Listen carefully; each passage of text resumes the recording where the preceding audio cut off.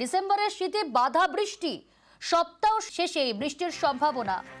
শুক্রবার থেকে দক্ষিণবঙ্গে বৃষ্টির সম্ভাবনা রয়েছে।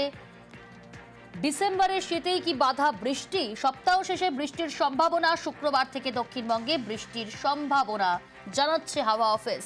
আরো ডিটেল আপনাদের জানাবো, বিশ্বজিৎ রয়েছে আমার সঙ্গে। বিশ্বজিৎ, হাওয়া অফিসের কি পূর্বাভাস? তাহলে কি ডিসেম্বরে এবার শীতে বাধা বৃষ্টি হয়ে দাঁড়ালো? একদমই, আজই একটি পশ্চিমী ঝঞ্ঝা ঢুকছে উত্তর পশ্চিম ভারতে। আর এই পশ্চিমী ঝঞ্ঝা যখন পাস করে যাবে, ঠিক তারপরেই গত পশ্চিমী ঝঞ্ঝার মতোই আবারও তুষারপাতের সম্ভাবনা থাকছে একেবারে সিকিম এবং সংলগ্ন দার্জিলিং ও পার্বত্য এলাকায়। আর পাশাপাশি বৃষ্টিরও সম্ভাবনা থাকছে, কারণ একদিকে পশ্চিমী ঝঞ্ঝা, অন্যদিকে একটি বিপরীত ঘূর্ণাবর্ত তৈরি হবে উত্তর বঙ্গোপসাগর এলাকায়। আর সেই বিপরীত ঘূর্ণাবর্তের প্রভাবে জলীয় বাষ্প ঢুকবে। আগামীকাল থেকেই আংশিক মেঘলা আকাশ হবে এবং শুক্র ও শনিবার দুদিন মেঘলা আকাশ এবং বৃষ্টির সম্ভাবনা। শুক্রবার দক্ষিণবঙ্গের সব জেলাতেই বৃষ্টির সম্ভাবনা থাকবে, তবে কলকাতা সহ উপকূল ও সংলগ্ন জেলাগুলিতে হালকা থেকে মাঝারি বৃষ্টির সম্ভাবনা এবং পশ্চিমের জেলাগুলিতে হালকা বৃষ্টির সম্ভাবনা থাকবে। উত্তরবঙ্গের ক্ষেত্রে শুধুমাত্র দার্জিলিং এবং কালিম্পং এই দুই জেলাতেই হালকা বৃষ্টির খুব সামান্য সম্ভাবনা থাকবে।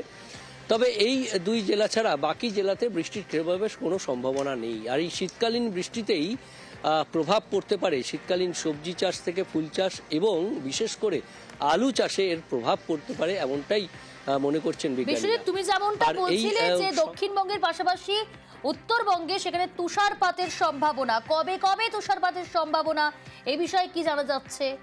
দেখো, একদমই পশ্চিমী ঝঞ্ঝা যখনই পাস করে যাবে, অর্থাৎ শুক্র এবং শনিবারের মধ্যে সেই সম্ভাবনাটা উজ্জ্বল হচ্ছে।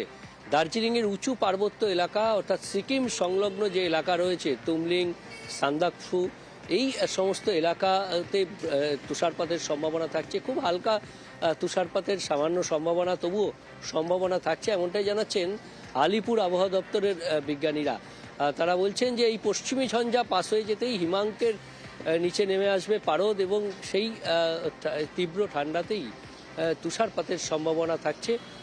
সিকিমে তুষারপাত অবশ্যই হবে।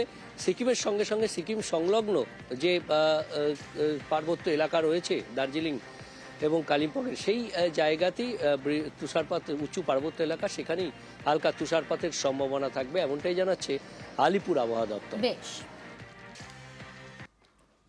এদিকে শীতে কাঁপছে উত্তরবঙ্গ। দার্জিলিং এর সর্বনিম্ন তাপমাত্রা 6 ডিগ্রি। আরো ডিটেল আপনাদের জানাবো। পার্থপ্রতিম রয়েছে সরাসরি। পার্থপ্রতিম, উত্তরবঙ্গের আজকে সকাল থেকে আবহাওয়া কেমন? দেখো, সকাল থেকে কিন্তু গোটা উত্তরবঙ্গে কি পাহাড় সমতল একেবারেই ঝাঁ চকচকে আকাশ রয়েছে।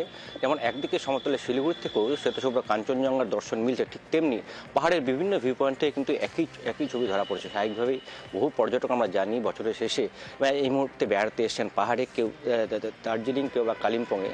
সেখানেও কিন্তু পর্যটকরা যথেষ্ট খুশি, কারণ এই কাঞ্চনজঙ্ঘার টানেতেও তাদের দূর দূরান্ত থেকে ছুটে আসে এই সময়ে। যে সকলেই জানে এই সময় যে ঠান্ডার দাপট থাকে গোটা পাহাড় জুড়ে, সেখানেও দার্জিলিং সকাল থেকে তাপমাত্রা রয়েছে 7 থেকে 8 ডিগ্রির পাশাপাশি, এবং কালিম্পং সেখানে 9 থেকে 10 ডিগ্রি আশপাশে রয়েছে, এবং বিকেলের পর তাপমাত্রা আরও খানিকটা নামবে। স্বাভাবিকভাবেই কিন্তু একদিকে যেমন পর্যটকরা খুশি, তেমনি সাধারণ মানুষ যারা সমতলে বাসিন্দা তারাও কিন্তু এই সাত সকালে ঘুম থেকে উঠতেই এই কাঞ্চনজঙ্ঘা দর্শনে তারাও বেশ খুশি। এবং যে কথা জানাচ্ছিল হাওয়া অফিস, যে এই সপ্তাহান্তে কিন্তু আবারও তুষারপাতের সম্ভাবনা রয়েছে, বিশেষ করে দার্জিলিংয়ের সান্দাকফু ফলটের মতো জায়গাগুলোতে। আর সেখানেই প্রচুর পর্যটক এই মুহূর্তে কিন্তু রয়েছে, এবং তারাও অপেক্ষায় রয়েছে যে আবারও তুষারপাত হবে, অর্থাৎ বছরের শেষে আবারও বরফের খেলায় মেতে উঠবে পর্যটকরা। সেই অধীর আগ্রহে কিন্তু পর্যটকরা খুশি অপেক্ষায় রয়েছেন। ঠিক তেমনি সকাল থেকে যে ছবি আমি পাহাড়ে দেখছিলাম, সেই কালিম্পংয়ের ডেলো হোক কিংবা দার্জিলিংয়ের ম্যাল, সর্বত্রই কিন্তু পর্যটক ঠাসা, এবং এই সাত সকালে ঘুম ভাঙতে ঘুমন্ত বুদ্ধ দর্শনের মধ্য দিয়ে তাদের দিনটা শুরু হওয়ায় তারাও কিন্তু যথেষ্ট আপ্লুত। বেশ। সকালে শিলিগুড়ি থেকে কাঞ্চনজঙ্ঘা দর্শন, একেবারে পরিষ্কার আকাশ এবং কাঞ্চনজঙ্ঘা দর্শন। তবে উত্তরবঙ্গে কিন্তু উইকেন্ডে তুষারপাতের সম্ভাবনা। এদিকে পুরুলিয়ার দিকে যদি নজর রাখি, সেখানেও কিন্তু সকাল থেকে কুয়াশা রয়েছে, হালকা কুয়াশা এবং শীতের আমেজ সেখানে রয়েছে। পুরুলিয়ার ছবিটা আমরা দেখাচ্ছি আপনাদের।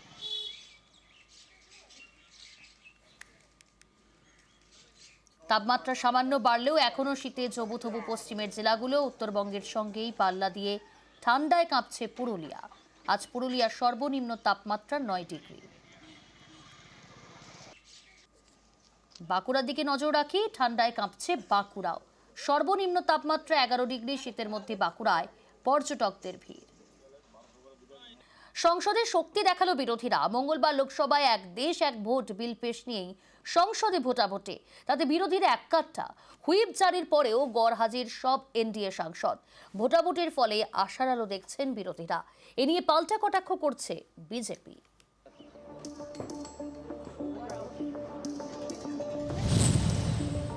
এক দেশ এক ভোট বিজেপির দীর্ঘদিনের দাবি। মঙ্গলবার সেই বিল পেশ করা হয় লোকসভায়। এই বিল পেশ নিয়ে এদিন ভোটাভুটিও হয়। প্রথমবার সংসদে ইলেকট্রনিক মেশিনে ভোট দিলেন সাংসদরা। ভোটাভুটিতে এককাট্টা বিরোধীরা। ফলাফল এনডিএ 269 আর বিরোধীদের ইন্ডিয়া 198। কোনো বিল পাশ করাতে হলে 2/3 সংসদের সমর্থন দরকার, অর্থাৎ লোকসভায় বিল পাশ করাতে 362 জনের সমর্থন প্রয়োজন। আর এক দেশ এক ভোট বিল পেশ নিয়ে সমর্থন করেন 269 জন সাংসদ। 2/3 তো হয়নি, 2/3 ভোটে তো যেতেনি, কারণ সংবিধান কে অ্যামেন্ডমেন্টকে পাস করাতে গেলে 2/3 ভোট চাই। হুইপ জারি করেও ভোটাভুটি যখন হলো তখনও 2/3 মেজরিটি পেলেন না এনডিএর শরিকরা। ফলে একদিকে ইন্ডিয়া ব্লকের শরিকরা তারা মনে করছেন যে এটা বিরোধী ঐক্যেরই জয়। লোকসভায় এনডিএ সাংসদ 292 জন। এর মধ্যে চন্দ্রবাবু নাইডুর দল টিডিপির 16 আর নীতিশ কুমারের জেডিইউর আসন সংখ্যা 12। এরা এনডিএর বড় শরিক। ইন্ডিয়া অ্যালায়েন্স বলতে যেটা বোঝায় তার প্রকৃত প্রতিফলন আজকে ঘটল। Total United. যদি তেলেগু দেশম পার্টি আর জেডিইউ কোনো সময় যদি চলে আসে, আর 2/3 এই বিল পাস হবে না। তৃণমূলের কাছে নির্বাচনটা কোনো চয়েস নয়, কম্পালশন। তৃণমূল নির্বাচন চায় না। তখনও তো আদবানিজি বলতেন ওয়ান নেশন ওয়ান ইলেকশনের কথা। তখনও আমাদের 370 ধারা এজেন্ডার মধ্যে ছিল। আমরা যেটা বলেছি সেটা আমরা করে দেখাবো। এরপরে কমন সিভিল কোড বিল, যেটা আমাদের দীর্ঘদিনের এজেন্ডা, সেটাও বাস্তবায়িত হবে। দেশ জুড়ে একসঙ্গে ভোট, সব রাজ্যে একসঙ্গে লোকসভা এবং বিধানসভা ভোট। 2029 সালে প্রথম সংসদ অধিবেশনের 5 বছর পর থেকে এই নিয়ম কার্যকর করার প্রস্তাব। 2034 সালের লোকসভা নির্বাচনের সময় থেকে এক দেশ এক ভোট বিল কার্যকর করার প্রস্তাব দেওয়া হয়েছে। অর্থাৎ 2034 সাল থেকে দেশ জুড়ে একসঙ্গে হবে লোকসভা এবং বিধানসভা ভোট। এর আগে যে যে রাজ্যে বিধানসভা ভোট হবে সেই সব সরকারের মেয়াদ থাকবে পরের লোকসভা ভোট পর্যন্ত। অর্থাৎ 2031 সালে বিধানসভা ভোটের পরে পশ্চিমবঙ্গে যে সরকার তৈরি হবে তার মেয়াদ হবে 3 বছরের, 2034 সাল পর্যন্ত। আপাতত এই বিল জয়েন্ট পার্লামেন্টারি কমিটির কাছে যাবে এবং সেই কমিটির কাছে গিয়ে বিস্তর আলোচনা হবে। কবে এই বিল চূড়ান্তভাবে পাশ করানোর জন্য সংসদে আসে এখন সেটাই দেখার। নয়াদিল্লি থেকে মৈত্রী ভট্টাচার্যর রিপোর্ট, নিউজ 18 বাংলা।